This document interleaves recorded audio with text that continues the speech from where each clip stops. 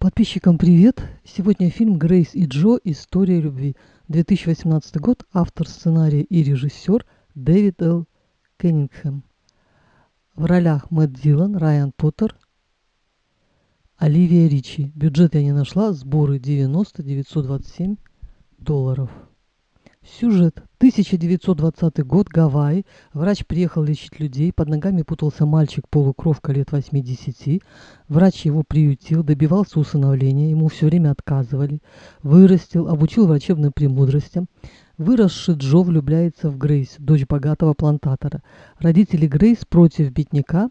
Тут как раз подвернулся врач-конкурент, приехавший в эту же местность, и выяснилось, что родители Грейс близки к банкротству. Выдав дочь замуж за врача, они хотели поправить свое финансовое состояние. Конкурент-врач, будучи пьяным, совершил наезд на приемного отца Джо, врача, и тот умер. Умер по вине врача-конкурента и отец Грейс. В общем, в день свадьбы Грейс и врача-конкурента Джо получил документы на усыновление приемным умершим отцом. Он мчится, чтобы расстроить чужую свадьбу и устроить свою.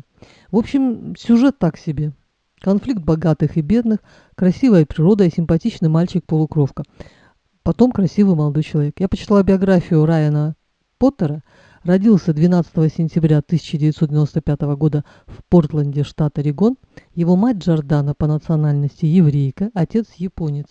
Глава семейства, бросил семью, супруга воспитывала ребенка одна. Позднее она вышла замуж за Джеймса Лью, японского мастера боевых искусств, который ставил трюки в кино. Райан до 7-летнего возраста жил в Токио. До переезда в США, после развода родителей, он практически не разговаривал по-английски. Мальчик полюбил японскую культуру, занимался спортивными единоборствами, в том числе кунг-фу. Другое его увлечение – бейсбол. Кроме того, юноша играл на барабанах. В кинематограф Поттер попал совершенно случайно в возрасте 15 лет. Он даже не задумывался об актерской карьере. В 2010 году подростку попала в руки листовка с приглашением всех желающих на кастинг сериала «Сверхвоины». Американский кабельный телеканал Nickelodeon искал юношей, занимающихся боевыми искусствами для съемок картины о ниндзя. Он стал популярным. Рост, к сожалению, у него всего 171 сантиметр. Райан взял фамилию матери.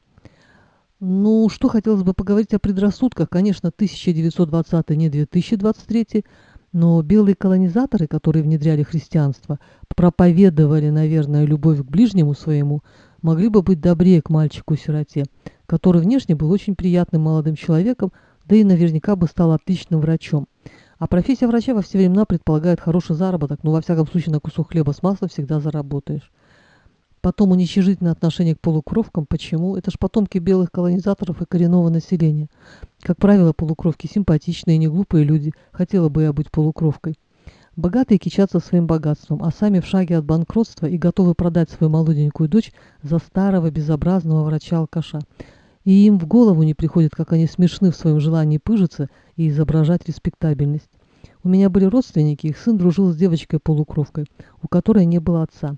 И родители мальчика категорически запретили сыну жениться на ней.